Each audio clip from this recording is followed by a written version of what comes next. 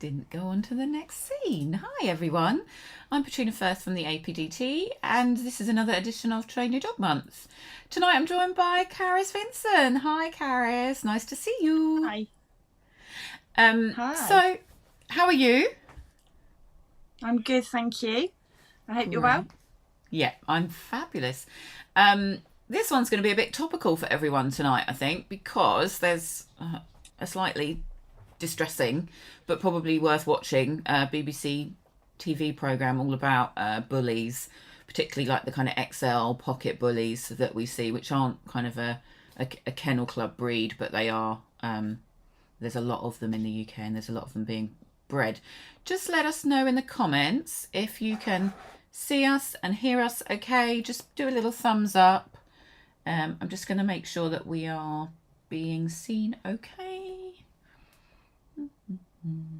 Perfect. Yeah, looks like we are. Yeah.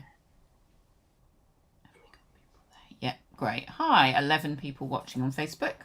Nice to see everyone. Good. Hearts, thumbs up. Great. Hello. So, Charis, tell us a little bit about you and how you ended up working with bull breeds or owning them. So thank you. And I work with all breeds, and I love all breeds. I really love working with all breeds. I can't think of a breed I don't like working with, but I have a real soft spot for bull breeds. And that's because my first dog was a Staffy, and she was a complicated young lady back then, and that was 15 years ago. And she's the reason that I went on and studied animal behaviour and got into training, basically. I was told by some local trainers at the time to use more forceful or punishment-based techniques. And after just a day or so, realised that that definitely wasn't going to help. So I went and decided to work out how to help her more efficiently myself, really. And then she became my stooge dog for many years. Before we retired her, and we sadly lost her last year, or year before last, in fact. Yeah. And since then, I've owned. We've got an 11-year-old rescue who's a Staffy cross boxer American bulldoggy type. My handsome old boy Reg, and we got our latest addition, who is a French bulldog, and she's 2. So I think we'll never own anything other than bull breeds. And after living with them, working with them for many years, I do feel like I know a fair bit about them. I wouldn't profess to ever be a specialist in any particular breed, but You're modest. they're definitely my passion. And did you initially go to see a trainer about your previous Staffy because you were having problems, or for general like obedience type stuff?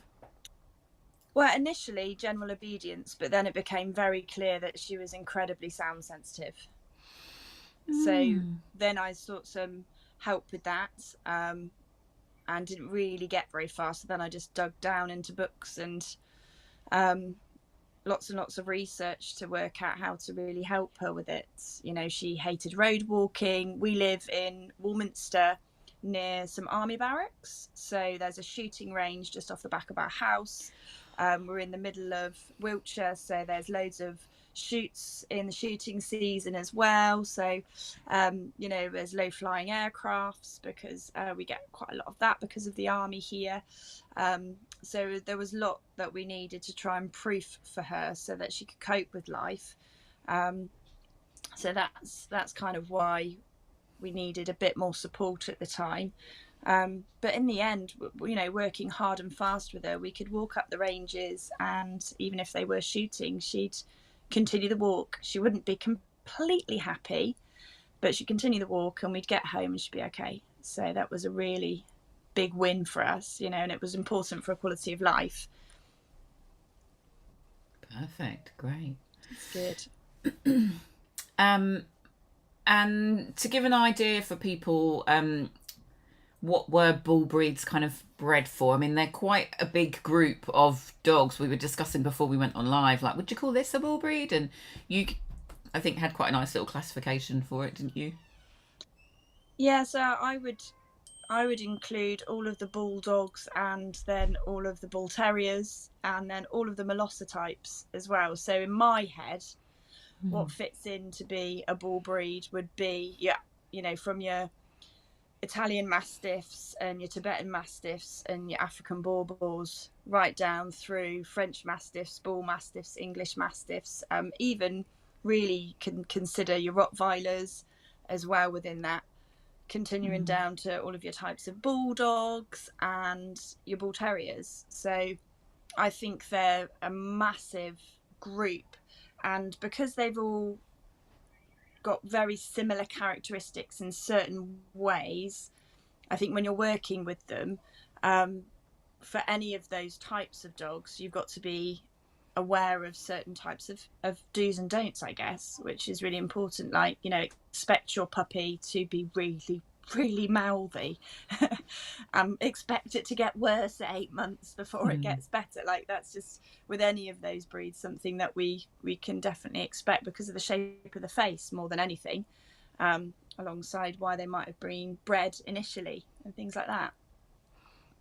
So I don't know if everybody would agree with me there, in including all of the Molosser types, but certainly that's how I view them. Yeah, I think it's fair because I don't think the breed, the kennel clubs or the FCI or whatever what road we want to go down, they kind of group them into these groups of their own making, and they sometimes don't necessarily reflect what they do. Like the Rottweilers are in a working group and Staffies are in a terrier group, and actually they're really quite similar in a lot of ways. They have obviously different jobs that they do, and I guess it's because Rotties have more of a job than a Staffy, guarding, whatever. So I think that's maybe, we talk about bull breeds and then people look at the kennel club and the classifications and they're a bit like, it can be a little bit confusing. But I think you can kind of, you can sort of, we won't go too far into the rabbit hole of like predatory sequence, but they all have quite a similar predatory sequence, wouldn't you say? Yeah, no, I definitely would. I mean, I guess your English Bull Terriers, your Staffordshire Bull Terriers are slightly more highlighted along the lines of your terrier type predatory behaviours, but then you see that out of your Frenchie because they were outcrossed with the French Ratting Terrier initially. So you either get a couch potato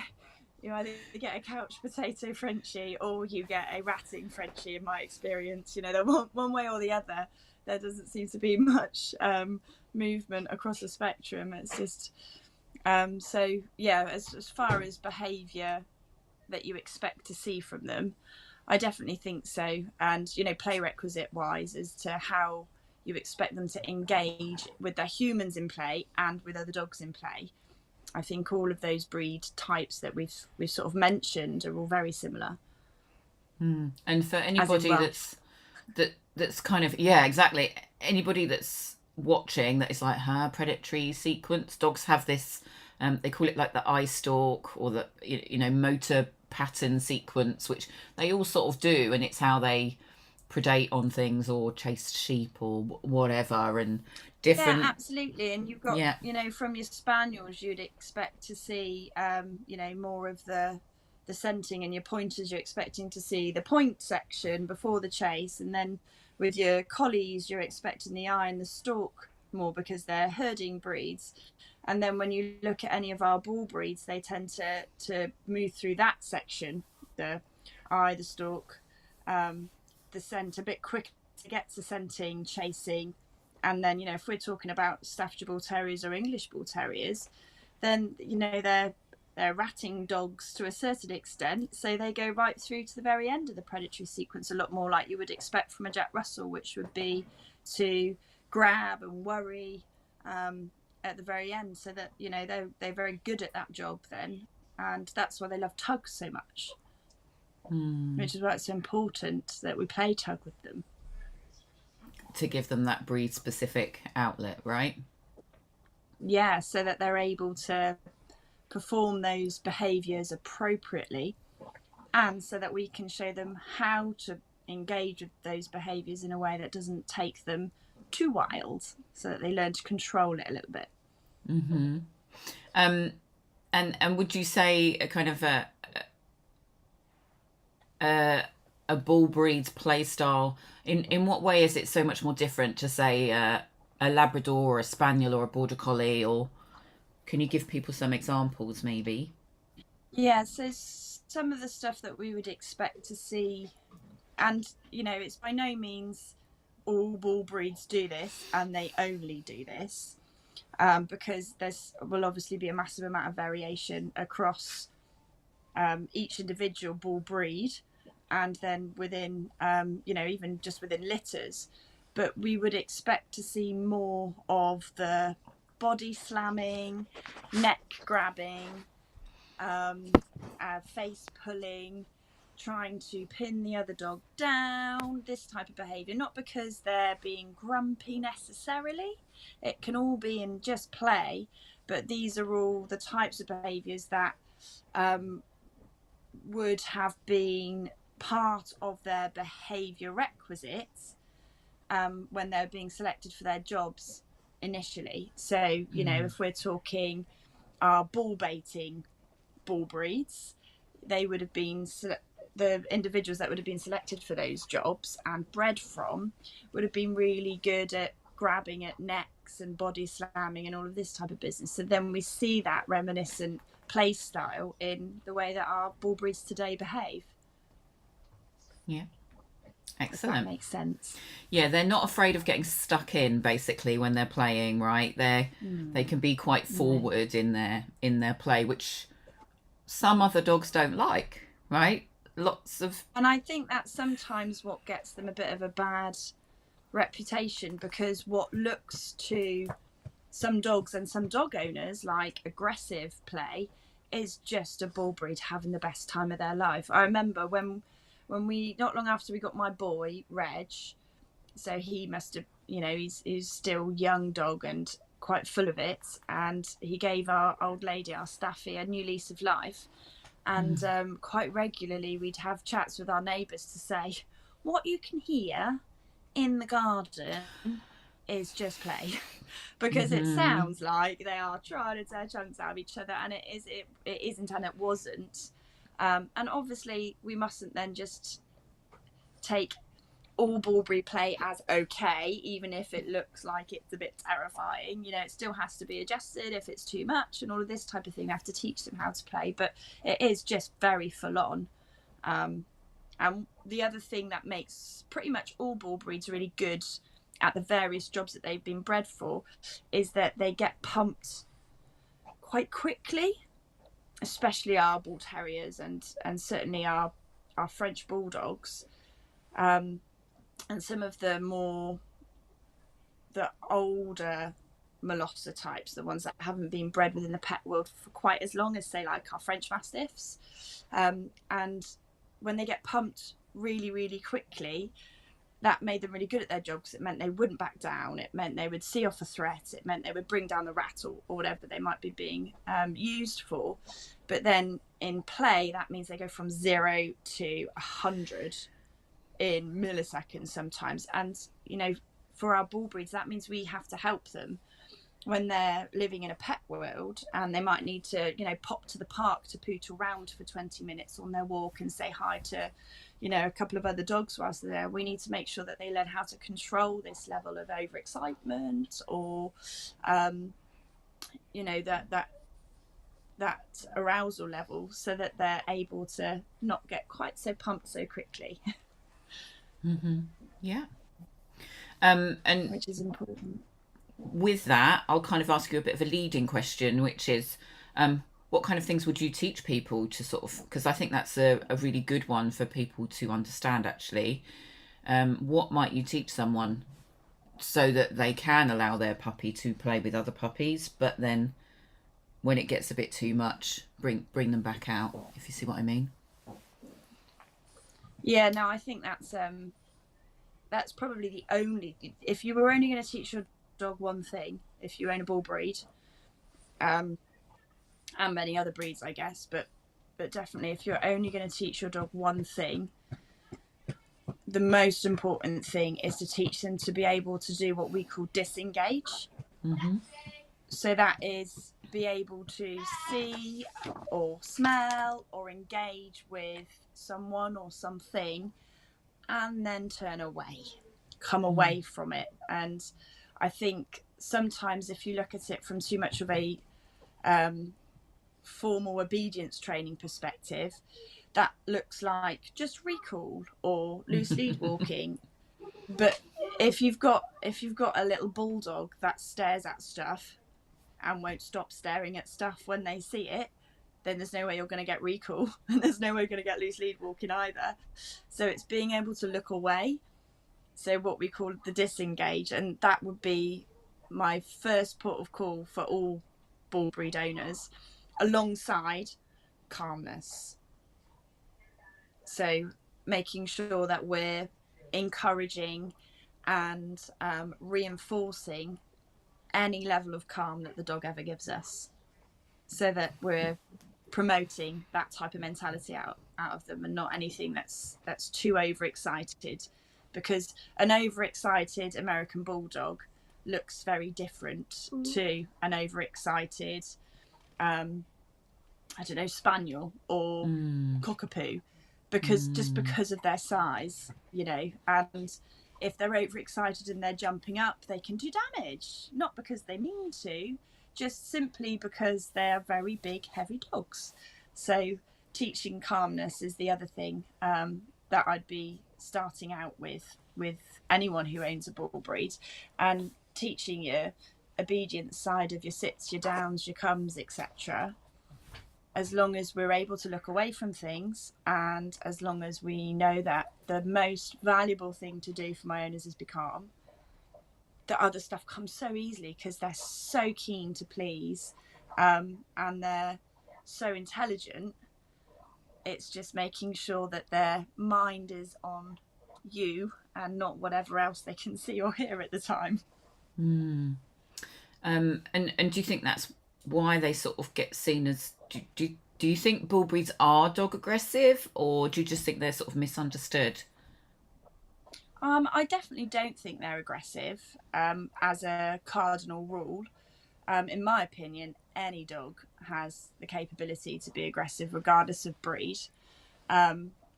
So I think to label any breed or breed type as such is doing, you know, every member of that family a massive disservice. But with that being said, because any breed has the propensity to, or any individual dog has the propensity to be aggressive if they're put in a situation that they're uncomfortable with, what we do have to consider is that nearly all of our bull breeds, or bullies as I like to call them, they are strong. So, you know, if we're not training them appropriately or socializing them appropriately and it goes wrong, having a 50-kilo bull mastiff on the end of the lead that's terrified and being defensive is a different ball game. So it's something that we have to work really hard with to make sure that we don't put them in those situations or allow those eventualities to come out, really. But one of the things that I find is so endearing for all of our bull breeds is their ability to cope with all manner of types of handling in comparison to some of our smaller breeds, or more sensitive breeds as such, who you know, might find you know, a brush past in the doorway a bit more intense than like a staffy.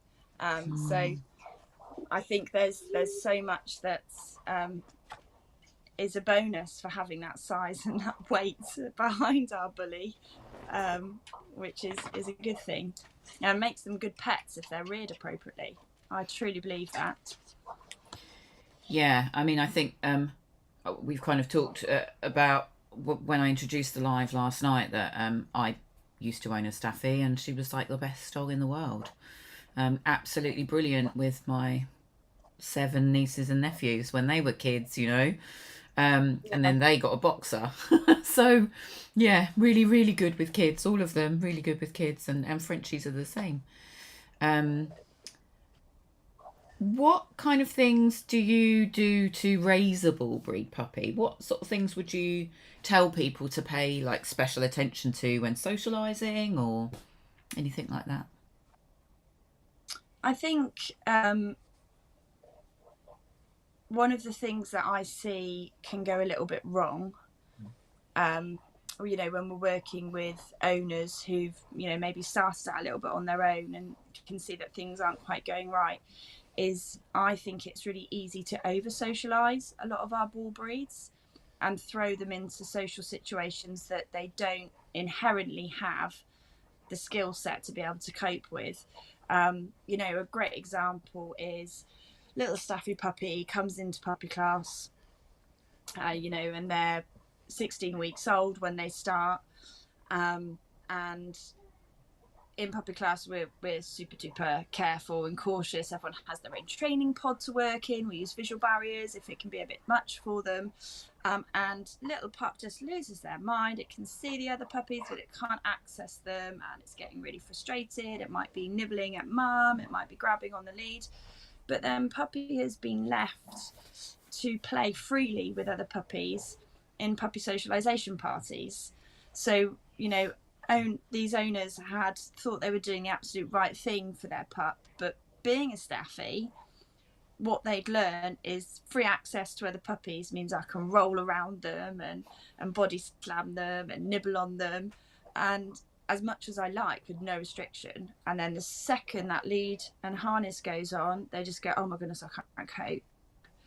And that's because there was just way too much over socialization, too much freedom, and too much of an ability for them to behave inappropriately, that when we then started to say, actually buddy, this is how it needs to look, they just were so frustrated. And when you're raising a bull breed, they all, in my experience, usually go through various phases of big levels of frustration. So we have to make sure that all of our socialization that we're doing with them isn't setting them up to fail when they hit those little frustration flurries. So I think it's being called vigil as much as possible, which for one individual, a certain amount of socialization would be perfect, but for another it might be too much. Does that make sense? Yeah, absolutely. Yeah. With dog to dog socialization, I had a wonderful quote, and I would love to be able to tell you where I got this quote from years ago. It was on a DVD about bull breeds. And her line was, you don't have to meet every dog you meet. And socialization is not about playing, dragging your owner to say hello to every single dog. It's seeing that border collie across the road and going, all right. And it's seeing that Labrador, and the Labrador's like, I don't like you, and you keep away. And it's about that percentages thing where the expectation of I get to play with every dog that I see. And then it's like, actually, no, you can't. It's like mind blown, isn't it, for a poor little bull breed puppy? So absolutely. And because they look the way we look, you know, we have bred them to look really hard and scary all of the time. And when they're puppies, a lot of dogs and a lot of people will be very forgiving of that because they look like cute baby dogs, because they are cute baby dogs. But then when they hit adolescence and they don't look quite so cute anymore, I mean, I think they always look cute, but to your average Joe when you're walking down the street, they may not, because they're clearly not a puppy anymore. If they've still got that, oh my goodness, every human, every dog is my best friend mentality, but they look like a teenage, you know, French bulldog, actually that coming at another dog can look terrifying for some individuals. So it's important that we keep the calmness going all the time. We're able to look and we're able to look away. And the way I describe socialization to our puppy classes for all puppies, this is though, is meh. Is you're always looking for oh, there's a dog, nah, never mind.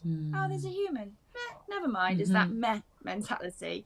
We want them to be fine with it, but not have that high expectation or that worry either. So it's that, that balancing act all the time, isn't it? Socialization is such a tricky one. Yeah. When we got our French bulldog, I had all the plans in the world. My first puppy since I've been a cab, it's 11 years ago we rescued Reg, and he was a rescue. And then before that, it was just my Staffy when I was in my 20s and didn't really know a lot.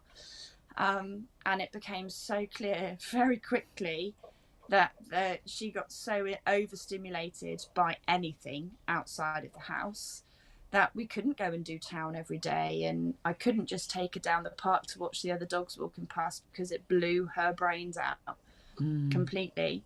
And I've worked with other Frenchies who have been exactly the same, and I've worked with other Frenchies who really couldn't give two hoots and will go to town every day from 12 weeks of age. So it's so dependent and individual, as it is with all dogs, isn't it? Yeah. So let's bust some myths, Charis. Are bull breeds stubborn? Absolutely not.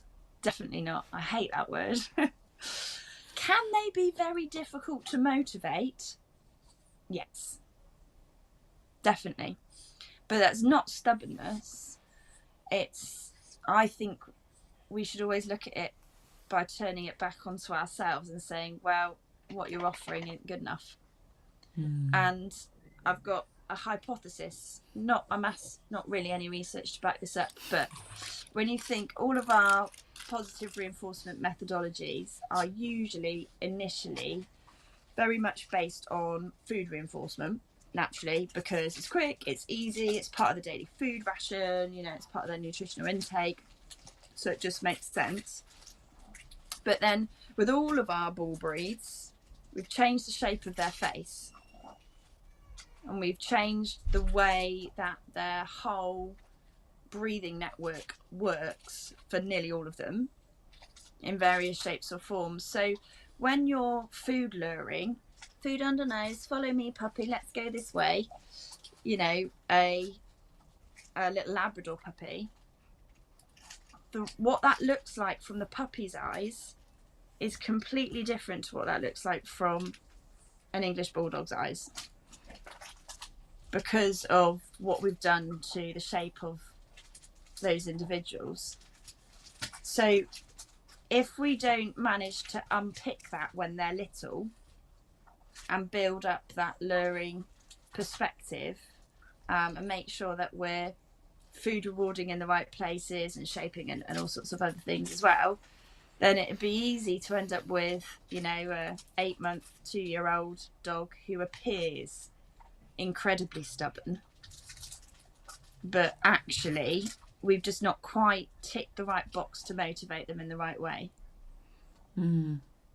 The other thing I find, I hear it really commonly with the bulldogs, more so than the other bullies, is they're less interested, I'm picking my words really carefully, to go walking, and they're just stubborn and lazy.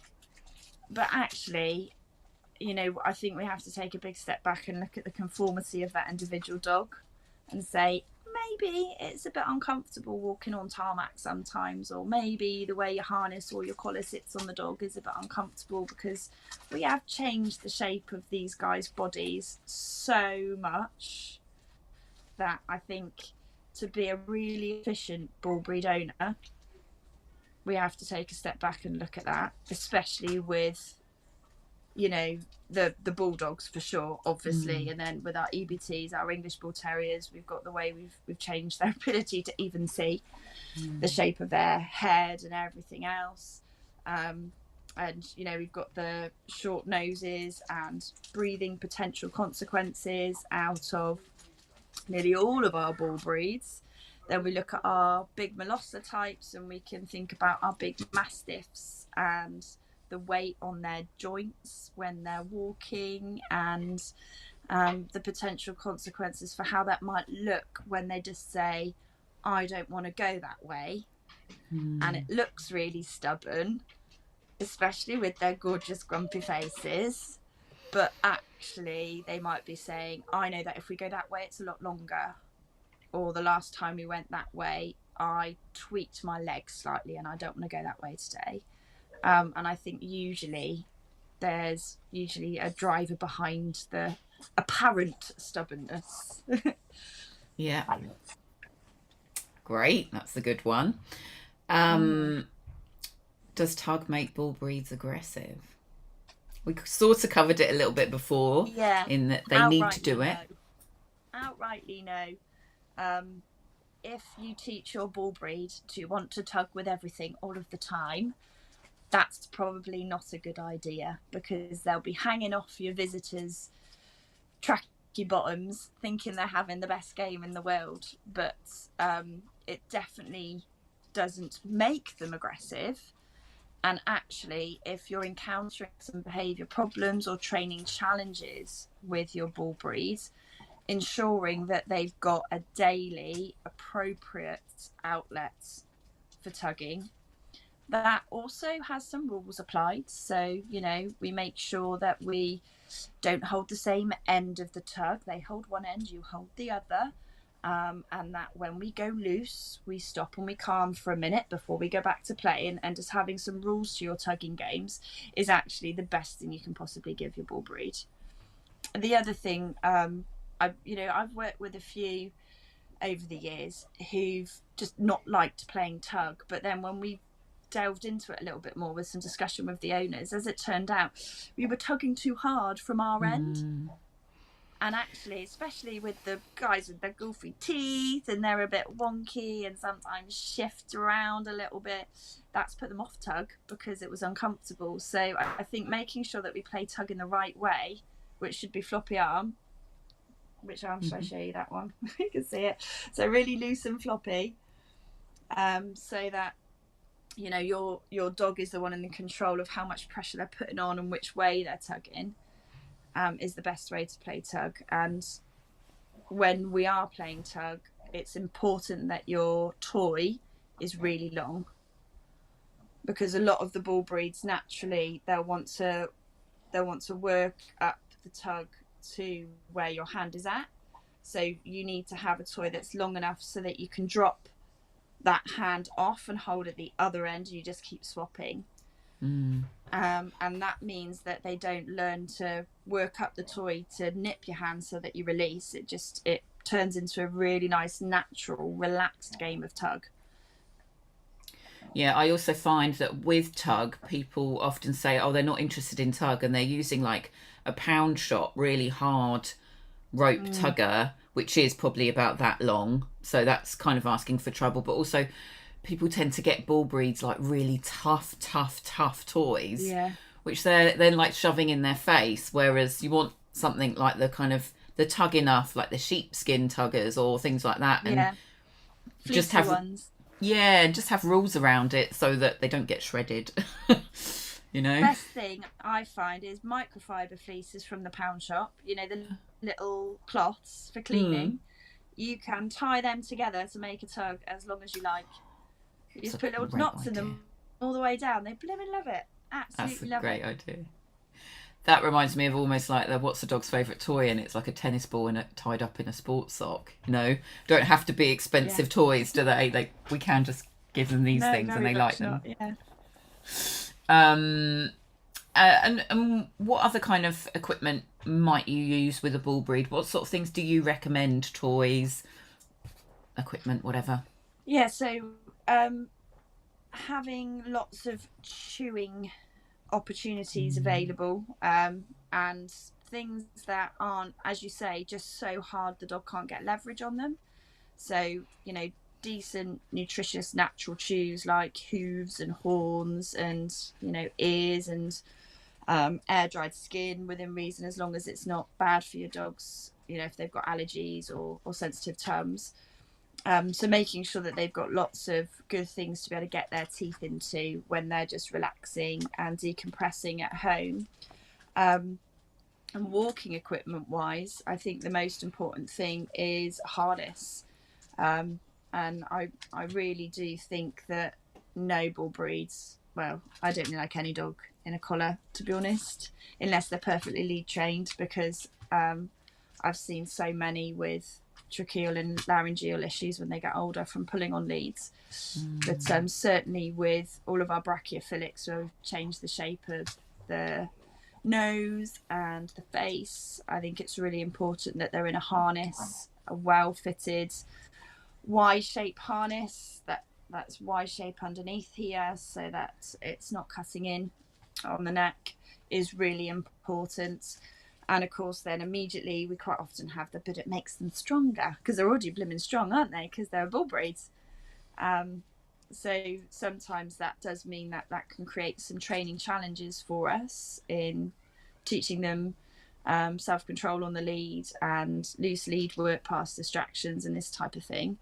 But I do think that harness is definitely best. And if we're talking raising a puppy, if you put them in a harness and you teach them self-control and to disengage from distractions and to be engaged with you and motivated by you from day dot, then we're less likely to encounter issues. Sort of going at it with an older dog that's got a pulling history, then obviously dependent on the size and the strength of the dog, we might need to have a rethink about front connection harnesses and potential other bits of equipment to keep our owners safe as well. But that's what we're really aiming for, is to make sure they're comfortable when they're out walking.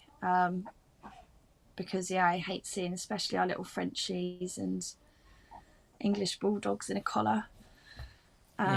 Because they are so vulnerable. But yeah, other equipment, licking opportunities, so licky mats and Kongs, they can be really good. Nothing else really specific for bull breeds. The wood chews, I think out of all the types of dog, the bull breeds always seem to really enjoy the natural wood chews. So they're probably a really, really good idea, especially when we're going through our various growth phases underneath 18 months of age. And soft food rewards, nothing crunchy. That's something else that I've always found to be quite an important distinction. So if we're doing some food-based training with them, we don't want something that's going to take them 20 minutes to crunch up. Plus they might just turn their nose up at it. So yeah, something nice and soft and smelly. Great. Yeah, I think that the worlds of sort of harnesses and collars has changed a lot, because even in the way that when I started teaching, like, I don't know, nearly 15 years ago, I used to do this is how you're doing your leisure walk and you're in your harness, and now we're going to do proper lead walking and we're going to switch to a collar. And I don't even bother doing that anymore, because most people now are really happy and understand the difference in their dog when they wear a harness and when they wear just a collar, and that ethically we should probably have all dogs in nice, non-tightening, non-pain causing harnesses, So that's been a real shift. I completely agree. Yeah, and it's been great because there's some wonderful products on the markets, and obviously you've got Bully Billows out there in the bull breed spectrum, who they've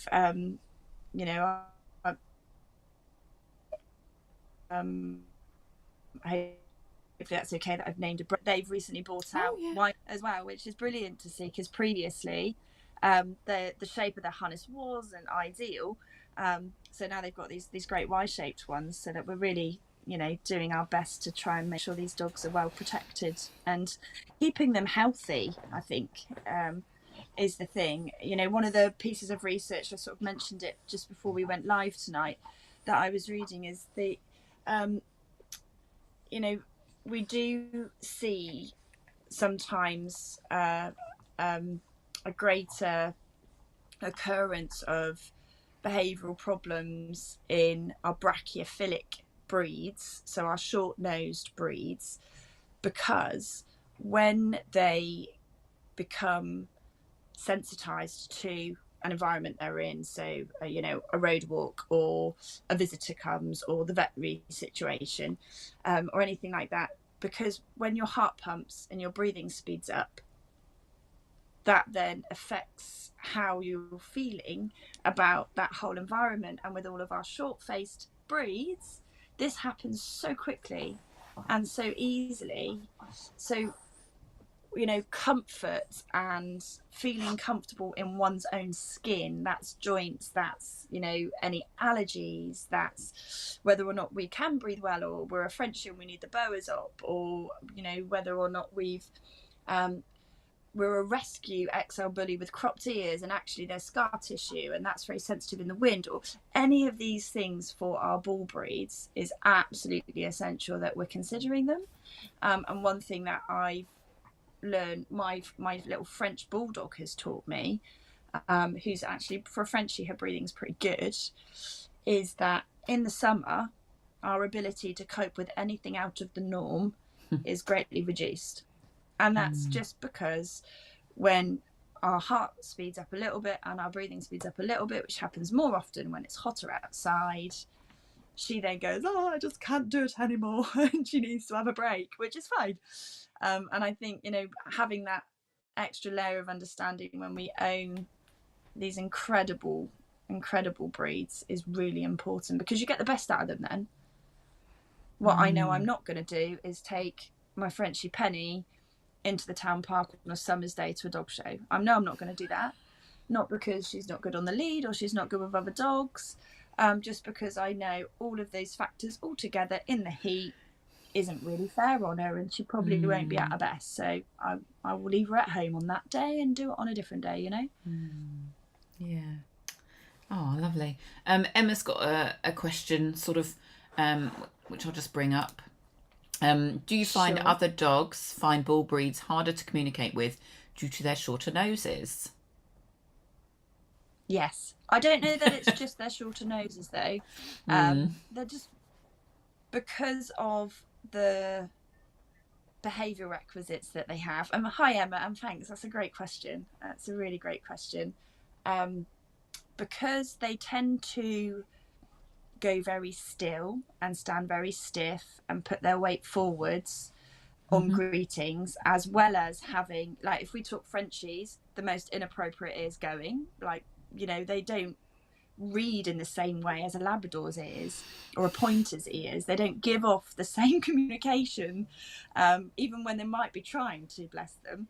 So all of those factors put together with a shorter nose, and the fact that we have bred them all to look intimidating to a certain extent for many of them, I think it does put other dogs off. And initially, in my experience, what then happens is the other dog goes, oh, that's a bit scary, and the other dog will give off a communication that says, I'm not very sure about you, Mr. Bull Breed. And then the bull breed can go, wah, in their bull breed way, which might be, let's have a body slam or a play bow with a bark, or, for our bulldogs, it's not uncommon for them to greet with an air snap, which isn't necessarily aggressive in any way. It's just a really inappropriate greeting that appears to have trickled down the breeding lines somewhere along the way. And then what can happen is the other dog goes, no, I really don't like you, I'm going to stay back. And that dog can then go on to say, I'm not sure about short-nosed breeds. Potentially. But not always. And I would say a lot of dogs just look at the sort of on the peripheral. So you say about the body language, I just think they can sometimes be a bit like, what is that? Like, what are you? Yeah. Absolutely. You don't even have a tail. What Yeah. The number of people when I got my Frenchie that said, because they didn't know about French bulldogs, did you get her tail cut off at birth? And I said, no, they're born like it. But it does mean that a lot of them can have terrible spinal problems because they've been bred with, this deformity. So there's so much pain involved, isn't there, in their structure? There really is. Yeah. And with Frenchies, we've then also got to consider the patellar issues as well as the spine issues, the ear issues, the eye issues, the skin issues. I'm allowed to say that because I'm sat here cuddling a French bulldog as I discuss this. And my French bulldog has had an eye operation at 5.5 months old, and she does have severe allergies that we fight on a daily basis. And I'm pretty sure one of her patella pops is every now and then as well. So, as we managed to get the full shebang with this one. But there is, and within all of our bull breeds, like Staffies are really prone to cruciates. So we've got to be mindful that there could be some pain involved around the knees, and then they offload onto the front legs, and you can get some muscle wastage on the back.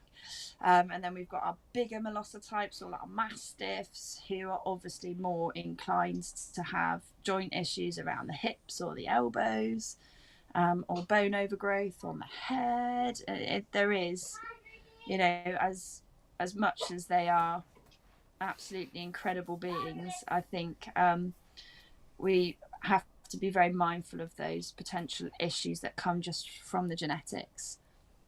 Yeah, and as always as well with those big dogs, the heart is always a big thing as Yeah. well. You know, dog de Bordeaux's, I've not known many that lived like past 9. You know, and you're like, No. It's really sad. Yeah, and our English bulldogs as well, bless them. Yeah. I did read there was a study, wasn't there, the other day, and I was saying to my dog, "Well, you've outlived your statistic," because it said like, you know, the average age of like a French bulldog was like 4 or something, which I found really distressing. I was like, oh no. It is, isn't it? Yeah. I've got a couple of questions here, if that's okay. Where our... Say again? No, carry on. Yeah, carry on. Then we got some questions. I was going to say that's where the terrier side of our bull terriers is a bit more of a blessing, because their lifespan is so much longer because they've got that terrier side to them, especially, you know, if they're not necessarily from heavy KC lines as such. You know, they're quite often more along the mongrel type. So health-wise, that does often mean that they've got a bit of a better lifespan. My Jazzy got to nearly 15. She had both her cruciates done and a bit of kidney failure at the end. But yeah, I'm happy with that. And you know, it's sad to think that little Penny, our Frenchie, is unlikely to make it that long. Oh, don't think about it now. No, enjoy the life you've got for now. Yeah.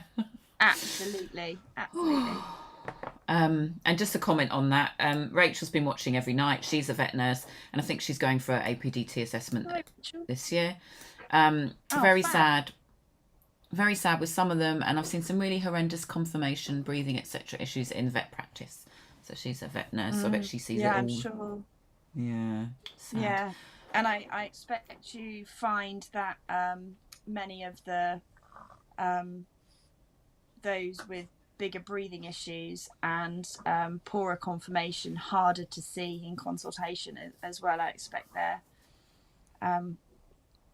more often than not less acceptance of formal handling. Quite often the case. Nikki's just got a question. Going back to collars and harness, my Staffy pup is 9 months old but will walk lovely to heel. Wow. Should I still consider a harness? So if we're walking on a loose lead, not necessarily perfect heel, but on a loose lead all of the time, then no, absolutely you don't need a harness. If we have a tendency every now and then maybe to dart after a smell or spy a squirrel and just lunge into the lead a little bit, which would be kind of expected from a 9-month-old, then that's the sort of situation that I would say that's what the harness is there for, just to avoid that little bit of pull. You know, if you're walking past someone, maybe on the pavement, if they can do that on a loose lead, then collar and lead is no problem. It's just trying to take any pressure off the neck. That's the only reason. And obviously, if we're still recall training and we're using a long line for that, then that must be used on a harness. Absolutely never ever attached to a collar. But if we're good off the lead, then we don't need to worry about that. Yeah, I mean, I would just add to that, you're not through adolescence yet. So things might get a bit harder before they even out into their... We do sometimes see that things around the 8-9 month age get a little bit worse before they then get a lot better. So it's just sticking hard and fast to that training, and making sure we're managing those situations we put them in during that period of time. It's really not uncommon to see a big spike in mouthing behaviour at this age as well, because they quite often will experience some growing pains between 8 and 12 to 18 months. So we should expect that. And sometimes you'll actually find, you've had your bull breed puppy from 8 weeks and they didn't wreck anything. They didn't even touch the wooden chairs in the dining room, and then you get to 8 months and they just decided to obliterate the skirting boards and anything they can get their teeth onto, and that's really normal. So it's something that we can prepare for and just make sure that they've got no free access unsupervised, and that we're providing appropriate things for them to chew on during that little growth spurts. But it's also potentially the time sometimes where we would see more predatory type drives start to come out a bit more as well. So recalls can waver at this time. So sometimes this is where we need to really think about long line work for a little while, so that they don't teach themselves to go and flush the birds and chase the squirrels up the trees and things. Otherwise they work out it's really fun. So keeping them on a line just for a little while until we're sort of through to maturity can be quite helpful, just to avoid them learning the wrong thing. Great. We haven't got any other questions. Is there anything you'd like to say to finish? Maybe people can find out a bit about you, where you are, or anything else you want to say? If anybody's ever got any questions, they're free to message me for our Facebook page, and I'd be more than happy to offer what I can.